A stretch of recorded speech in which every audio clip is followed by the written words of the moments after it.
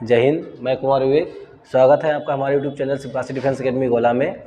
जैसे कि आपको पता होगा कि 24 नवंबर से एसएससी जीडी का ऑनलाइन चालू होगा और बहुत से बच्चे लग चुके हैं। 84,000 वैकेंसी हैं।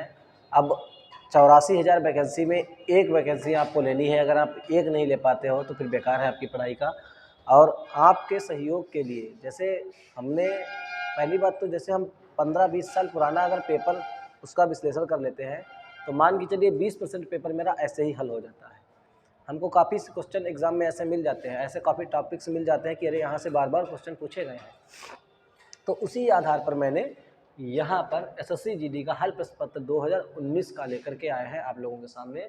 जीएस में क्या क्या पूछा गया था। देखिए, मैथ आप 25 में 25 कर सकते हो, रीजनिंग 25 में 25 कर सकते हो, 20 में 20 कर सकते हो, हिंदी में 20 में 20 कर सकते हो। लेकिन जीएस का ऐसा चैप्टर होता है कि जहाँ पर आप 20 में 20 परफॉर्म नहीं कर पाओगे।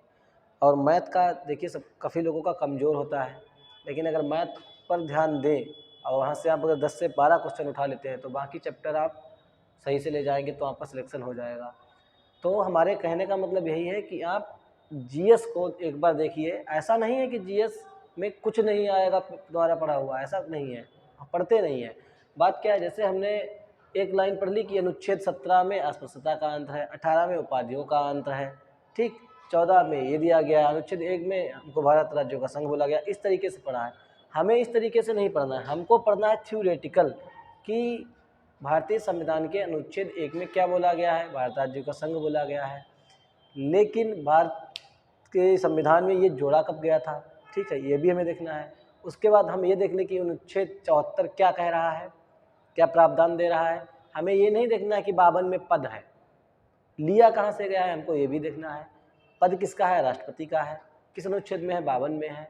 हमें सारी उस अनुच्छेद के बारे में पूरा पढ़ लेना है, तब तो ठीक है। अभी आप जैसे जैसे इसमें क्वेश्चन देखेंगे आपको पता चलता रहेगा कि क्वेश्चन किस हिसाब से पूछे जा रहे हैं और हम पढ़ाई क्या कर रहे हैं, ठीक। तो पहले देखिएगा, पहला क्वेश्चन है आपका, पूछा गया है कि उस प्रक्रिया को क्या कहा जाता है जिसके द्वारा आनुवांशिक रूप से समान व्यक्ति पैदा किए जा सकते हैं, ठीक। और काफ़ी लोगों ने टॉपिक पढ़ा नहीं होगा, मैं गारंटी के साथ कहता हूँ वो जानते होंगे कि एसएससी जीडी में पूछा ही नहीं जाएगा। पूछा जाएगा आपसे, पूछकर एग्जामिनर थोड़ी ना पेपर बनाएगा। तो पहला क्वेश्चन है कि उस प्रक्रिया को क्या कहा जाता है जिसके द्वारा आनुवांशिक रूप से समान व्यक्ति पैदा किए जा सकते हैं। किसके द्वारा समान व्यक्ति पैदा किए जा सकते हैं, तो वो क्लोनिंग प्रक्रिया द्वारा। किसके द्वारा, क्लोनिंग प्रक्रिया द्वारा, ठीक। ये एक अलैंगिक विधि होती है जिसमें जीव से जीव को पैदा किया जाता है, ठीक, जीव से जीव को तैयार किया जाता है। ध्यान देते चलिएगा कि उस प्रक्रिया को क्या कहा जाता है जिसके द्वारा आनुवांशिक रूप से समान व्यक्ति पैदा किए जा सकते हैं। तो ये क्लोनिंग प्रक्रिया द्वारा किया जाता है जिसे अलैंगिक विधि कहते हैं। इसमें जीव से जीव को तैयार किया जाता है। विशेष ध्यान दीजिए, बायोलॉजी का पार्ट है, क्वेश्चन आपने नहीं पढ़ा होगा क्योंकि आपने बायोलॉजी का टॉपिक को शॉर्ट करके पढ़ा होगा ना, छोड़ छोड़ के। अब देखिए अगला क्वेश्चन है कि स्वर्ण का आणविक सूत्र क्या है। स्वर्ण का आणविक सूत्र क्या है, काफ़ी लोगों ने इसमें इंटरेस्ट ही नहीं लिया होगा, इसलिए सोचा होगा अरे 2 क्वेश्चन आते हैं कौन पढ़े, 2-2 करके तो 20 बन जाते हैं। तो स्वर्ण का आणविक सूत्र क्या है, तो AU, परमाणु संख्या इसकी कितनी होती है, 79। आप ध्यान रखिएगा, AU इसका सूत्र होता है, परमाणु संख्या उसकी 79 होती है। इसका उपयोग किसमें होता है, तो इसका उपयोग होता है दंत चिकित्सा में, ठीक। विशेष ध्यान दीजिएगा, आपसे पूछ सकता है कि स्वर्ण का आणविक सूत्र क्या है, ये पूछा, कल को क्या गारंटी ये पूछ ले इसका उपयोग कहाँ होता है, तो इसका उपयोग दंत चिकित्सा में होता है। विशेष रूप से ध्यान रखिएगा। अगला क्वेश्चन नंबर 3 पे आते हैं कि ग्रामीण क्षेत्रों में, ध्यान से सुनिए, ग्रामीण क्षेत्रों में स्वरोजगार के अवसर पैदा करना किसका उद्देश्य है। तो ग्रामीण क्षेत्रों में स्वरोजगार का अवसर पैदा करना ग्रामीण रोजगार सृजन कार्यक्रम का दायित्व है, उसका उद्देश्य है, ठीक है, ध्यान रखिएगा, ये एक योजना थी।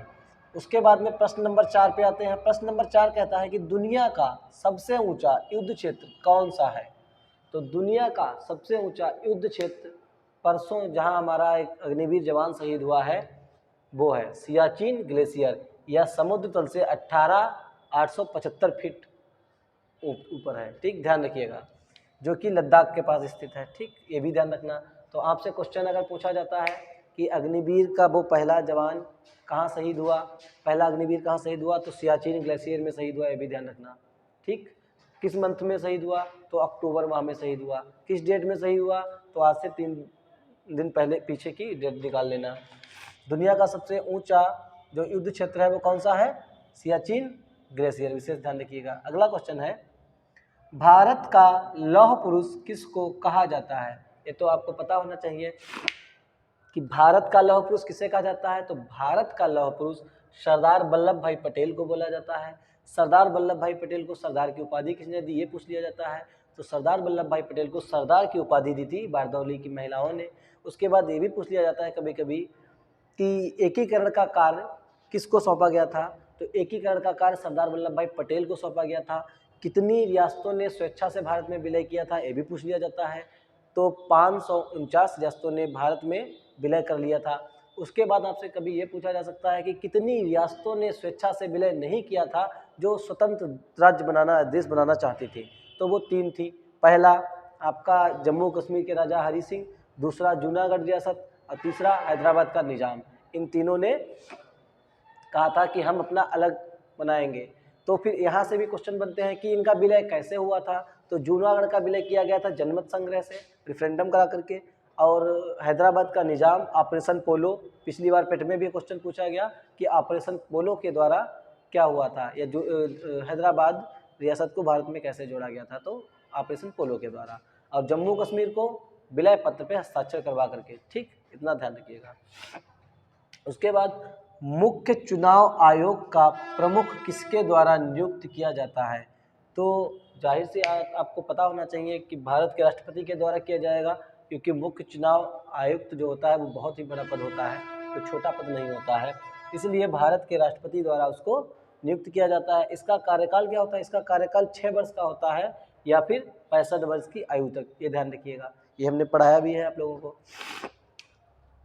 क्वेश्चन नंबर 7, 1948 ओलंपिक्स में पहला स्वर्ण पदक जीतने वाली भारतीय राष्ट्रीय फील्ड हॉकी टीम का कप्तान कौन था। तो ये थे किशन लाल। और पूछा जाए कि 1948 में ओलंपिक्स कहाँ हुए थे, तो लंदन में हुए थे। ध्यान रखिएगा, कहाँ हुए थे, लंदन में हुए थे। अगला क्वेश्चन है प्रश्न नंबर 8 कि चुनाव आयोग का महत्वपूर्ण कर्तव्य नहीं है। चुनाव आयोग का क्या महत्वपूर्ण कर्तव्य नहीं है, स्थानीय चुनाव करवाना। यहाँ पर 4 ऑप्शन दिए थे, मैंने जो ठीक था वो लिख दिया है ताकि यहाँ पे जगह नहीं ज़्यादा इसलिए। अगला प्रश्न नंबर 9, प्रश्न नंबर 9, रबी फसलों की बुवाई किस माह में की जाती है। तो रबी फसलों की बुवाई अक्टूबर से नवंबर माह में की जाती है। ये क्वेश्चन देखो इस SCGD में पूछा गया था 2019 में। तो इसका मतलब यही है कि आपको इस टॉपिक को पूरा खंगाल डालना है। एक क्वेश्चन आपका यहाँ से मिलेगा ही मिलेगा एग्जाम में। ये जरूरी नहीं कि आपकी शिफ्ट में आ जाए, पता नहीं कि शिफ्ट में जाए, लेकिन एग्जाम में ये क्वेश्चन एक यहाँ से बनेगा जरूर, ध्यान रखिएगा। रबी की फसलें कौन कौन सी हैं, तो गेहूं है, जौ है, चना है, मसूर है, सरसों, ये सब रबी की फसलें हैं। क्वेश्चन नंबर 10 है शंकर अंतर्राष्ट्रीय गुड़िया संग्रहालय स्थित है। तो शंकर अंतर्राष्ट्रीय गुड़िया संग्रहालय कहाँ स्थित है, नई दिल्ली में स्थित है। इसकी स्थापना किसने की थी, तो मशहूर कार्टूनिस्ट शंकर पिल्लई ने इसकी स्थापना की थी। कौन थे, कार्टूनिस्ट शंकर पिल्लई। अगला क्वेश्चन है क्वेश्चन नंबर 11 है भारत के मशहूर शहनाई वादक कौन है। तो भारत के मशहूर शहनाई वादक उस्ताद बिस्मिल्लाह खां है। 2001 में इनको भारत रत्न दिया गया था, इसका विशेष ध्यान रखिएगा। तबीयत खराब। प्रश्न नंबर 12 देखिए, प्लासी का युद्ध कौन से वर्ष में लड़ा गया था। तो प्लासी का युद्ध 23 जून 1757 में लड़ा गया था। कहाँ, तो मुर्शिदाबाद के नदिया जिले में प्लासी नामक स्थान पर प्लासी का युद्ध लड़ा गया था। जिसमें ब्रिटिश ईस्ट इंडिया कंपनी ने बंगाल के नवाब सिराजुद्दौला को पराजित कर दिया था। ध्यान रखना। तो किस युद्ध में बंगाल के नवाब ने ब्रिटिश ईस्ट इंडिया कंपनी ने बंगाल के नवाब सिराजुद्दौला को पराजित किया था? तो पलासी के युद्ध में। अगला क्वेश्चन नंबर 13 में ध्यान दीजिए। 2018 में 90वां ऑस्कर अवार्ड के लिए भेजी गई एक भारतीय फिल्म थी, कौन सी थी? तो ये न्यूटन थी। ठीक। और 2019 में अगर पूछा जाए तो गली बॉय। ठीक, ध्यान रखना। 2018 में 90वें ऑस्कर अवार्ड के लिए कौन सी फिल्म भेजी गई थी कि इसको ऑस्कर अवार्ड दिया जाए? तो वो थी न्यूटन। ठीक। और अगर 19 में पूछ ले तो गली बॉय। तो आप लोगों को इस टॉपिक को भी देखना है, क्योंकि 23 चल रहा है तो आपको 22 और 21 का ध्यान होना चाहिए। केवल एक एक चीज़ है, आराम से याद हो जाएगा। प्रश्न संख्या 14, वैश्विक प्रतियोगिता में स्वर्ण पदक जीतने वाली पहली भारतीय जिम्नास्ट कौन थी? पहली जिम्नास्ट पूछ लिया गया है। आपको इस टॉपिक को भी देखना चाहिए। मुझे लगता है कि काफ़ी लोगों ने इस टॉपिक को नहीं देखा होगा, क्योंकि इसको अन्यथा ले लेते हैं ना। तो वो थी दीपा कर्माकर। इनको 2018 में स्वर्ण पदक जिताया था इन्होंने। और स्वर्ण पदक को जीत करके इन्होंने भारत का इतिहास भारत में रच दिया था। ठीक। पौधों में जल परिवहन का कार्य करता है। तो पौधों में जल परिवहन का कार्य जाइलम करता है। जाइलम दो प्रकार के होते हैं, एक जाइलम और एक फ्लोएम। ठीक, ये दो प्रकार के होते हैं, एक जाइलम एक फ्लोएम, ध्यान रखना। उसके बाद में लोकतंत्र में सत्तारूढ़ दल किसके प्रति उत्तरदायी होता है? तो जैसा कि आपको पता है कि मंत्रिपरिषद के प्रमुख प्रधानमंत्री जी होते हैं। प्रधानमंत्री राष्ट्रपति के समक्ष उत्तरदायी होते हैं। और सारी मंत्रिपरिषद किसके समक्ष उत्तरदायी होती है, आपको पता होना चाहिए। वैसे ही यहाँ पर उत्तरदायी होंगे ये लोग जनता के प्रति। ठीक। लोकतंत्र में सत्तारूढ़ दल किसके प्रति उत्तरदायी होता है? जनता के प्रति। अगला क्वेश्चन है प्रश्न नंबर 17। प्रश्न नंबर 17, तो प्रश्न नंबर 17 में ये बोला गया है कि पुस्तक द पैराडॉक्सिकल प्राइम मिनिस्टर के लेखक कौन है? तो इसके लेखक हैं शशि थरूर। और ये पूछा जाएगा कि पुस्तक द पैराडॉक्सिकल प्राइम मिनिस्टर पुस्तक किस व्यक्ति पर लिखित है? तो ये आपकी है मोदी जी पर लिखी गई है। ठीक। प्रश्न नंबर 8, हिमालय की सबसे बाहरी श्रृंखला कौन सी है? तो शिवालिक है। प्रश्न नंबर 19, कौन सा मूत्र प्रणाली का हिस्सा नहीं है? ब्रांकाई है। ठीक, ये मूत्र प्रणाली का हिस्सा नहीं है, ये फेफड़े का हिस्सा है। ठीक, इससे सांस ली जाती है। ठीक। उसके बाद प्रश्न नंबर 20 में बोला गया, किस भारतीय संगीतकार ने अकादमी पुरस्कार जीता? तो AR रहमान ने जीता। कब जीता था? 2009 में। अगला क्वेश्चन देखिए, SSC GD का 2019 का प्रीवियस ईयर का आपका करवा रहे हैं, विशेष ध्यान देते रहिएगा। प्रश्न नंबर 21, इसमें पूछा गया कि मनुष्य, वनस्पति, जीव जंतु, मत्स्य, पशुधन आदि जीव मंडल से प्राप्त संसाधन जिनमें जीवन होता है वे क्या कहलाते हैं? तो वो जैव संसाधन कहलाते हैं। विशेष ध्यान दीजिए, जैव संसाधन। 22 जैव विविधता से है ये। कौन सा डिजिटल लेन देन नहीं है? कौन सा डिजिटल लेन देन नहीं है? तो नगद लेन देन आपका डिजिटल लेन देन नहीं है। डिजिटल लेन देन क्या है? ATM, पेटीएम, यही सब तुम्हारा डिजिटल लेन देन है। और प्रश्न नंबर 23, सौरमंडल की खोज किसने की थी? 1543 में कॉपरनिकस ने इसकी खोज की थी।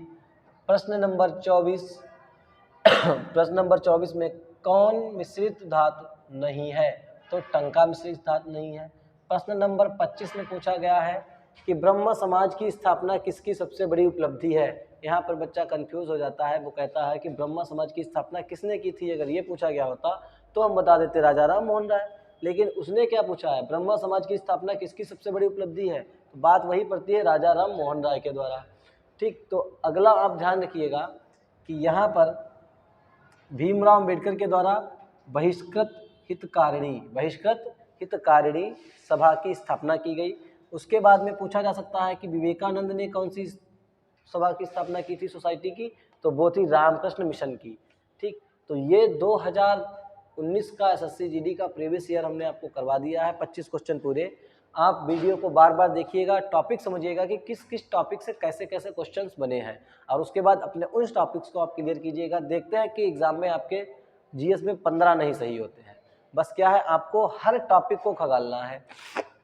हिस्ट्री को अलग से देखना है, पॉलिटी को अलग से देखना है, ज्योग्राफी को अलग से देखना है, इकोनॉमी को अलग से देखना है, और फिजिक्स, केमिस्ट्री, मैथ, बायोलॉजी, इन सबको अलग अलग से देखना है थोड़ा।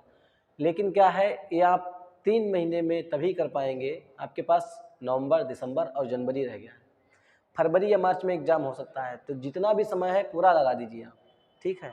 तो दूसरा जो पेपर इसका है हमारे पास, वो हम आपको कल करवाएंगे। और तब तक के लिए जय हिंद। देखिए।